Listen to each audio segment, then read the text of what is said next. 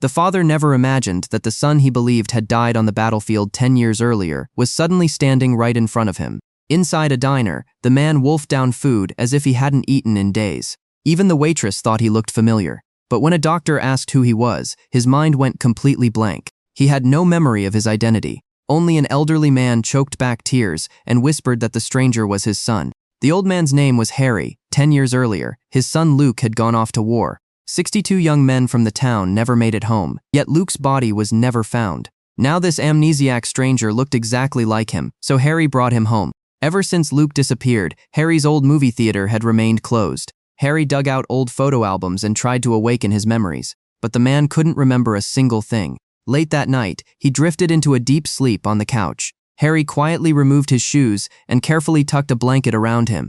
It was as if he were finally putting his real son to bed again. The next morning, Harry tracked down his old friend Leo. Together, they decided it was time to bring the sleeping theater back to life. But the building was falling apart. The stranger shook his head. To him, it was nothing more than a ruin. Leo disagreed. His eyes lit up as he explained that the theater had once been the heart of the town. People left their worries behind whenever they sat in front of the screen. But the speech only frustrated the stranger. How could a man who didn't even know who he was worry about the fate of a theater? Harry didn't argue. Instead, he simply asked him to come along. He led him into the town cemetery. Rows of gravestones stretched across the hillside. Many belonged to Luke's childhood friends. Harry shared stories about each of them. Finally, he stopped in front of a stone engraved with Luke's name. Luke had risked his life to save 8 fellow soldiers. He fought until the very last moment. Then his body vanished without a trace. 10 years had passed, but the unanswered question still haunted everyone.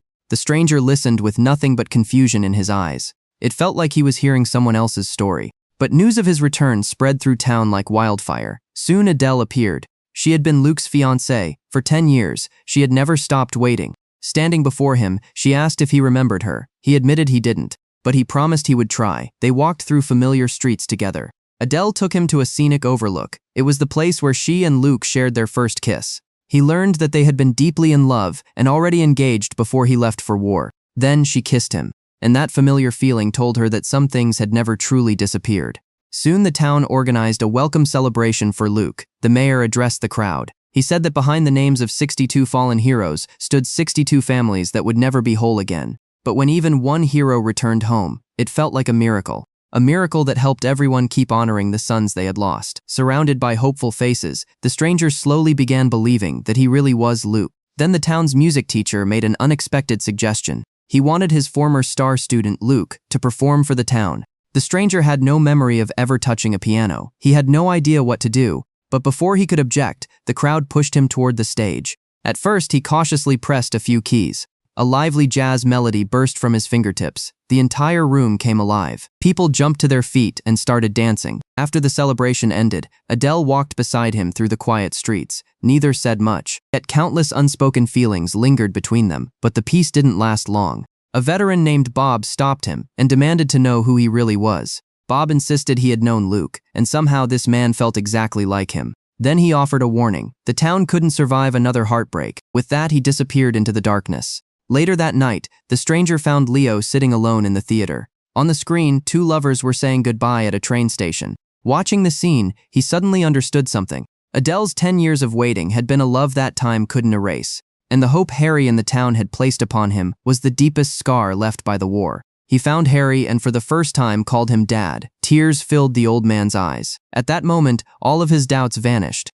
He decided to carry everything that came with Luke's name. The theater restoration finally began. Day by day, the forgotten building came back to life, and the silent town seemed to breathe again after 10 long years. Opening day finally arrived. A long line formed outside the theater. The lights dimmed. The projector started rolling, but as the images appeared on the screen, the man froze. Every line, every scene. He remembered all of it because it was the very first screenplay he had ever written. Suddenly, the floodgates of memory burst open. He wasn't Luke, his name was Pete. He was an up-and-coming Hollywood screenwriter. A cruel twist of fate had destroyed his career. He had been blacklisted for political reasons. He lost his job. His girlfriend left him.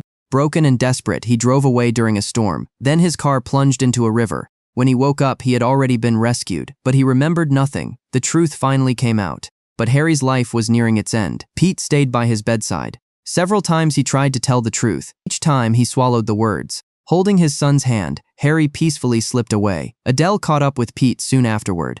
Unable to keep pretending, he confessed that he wasn't Luke. Adele softly replied that she had known from the beginning. She wanted him to be Luke. She wanted Luke to still be alive. After all, how could she fail to recognize the man she loved? The dream had simply been too precious to let go. Before long, government agents arrived in town. In front of everyone, they exposed Pete's real identity. The man once celebrated as a war hero suddenly became a criminal on the run. A lawyer later approached Pete with an offer. If he agreed to testify against a list of people, all charges would disappear. But Pete had never even met them. The lawyer simply shrugged. That's how the game worked. Refuse, and his life would be destroyed. Late that night, Leo came to see him. He admitted he had figured out the truth during the welcome party, because the town needed him to be Luke, and that was enough. Before leaving town, Pete visited the cemetery. There he met Adele once more. She talked about what Luke would have done. Luke would have stood up and fought back, no matter the cost. But Pete said he wasn't Luke. He wanted to survive. He didn't want to become another sacrifice in someone else's grand cause. Before his departure, Adele sent him a book. Inside was a letter Luke had written years earlier. Luke wrote that he might never return from the war. If that happened, he hoped Adele wouldn't spend her life grieving. He wanted her to keep living. He wrote that whenever bullies and tyrants rose to power, good people had to stand against them, no matter the cost. And someday, when a warm spring breeze brushed against her cheek, she should know it was him kissing her. The final words simply read, "I love you." Pete finished the letter in silence. It felt as though Luke's spirit had stepped into his heart. The day of the hearing finally arrived. The committee pressured him to read the prepared statement. Pete stared at the false accusations on the page. Then he slowly lowered it. He admitted he had never been a man of strong convictions. He wasn't Luke, but he believed he finally understood him. And the version of America being represented in that room was not the America Luke had been willing to die for. He began reciting the First Amendment of the Constitution. The judge interrupted him, but Pete refused to stop. He said it was the most important promise between every citizen and their country. Even if the Constitution was only ink on paper, it was a promise that could never be renegotiated. Too many people had already paid for it with their blood. Then he told the story of Luke and the town. He spoke about what true sacrifice and courage really meant. When he finished, the room fell silent. Then applause erupted, and soon it spread throughout the chamber. Faced with overwhelming public support, the committee backed down. Pete was declared innocent. After everything settled, Pete left Hollywood behind and returned to the town.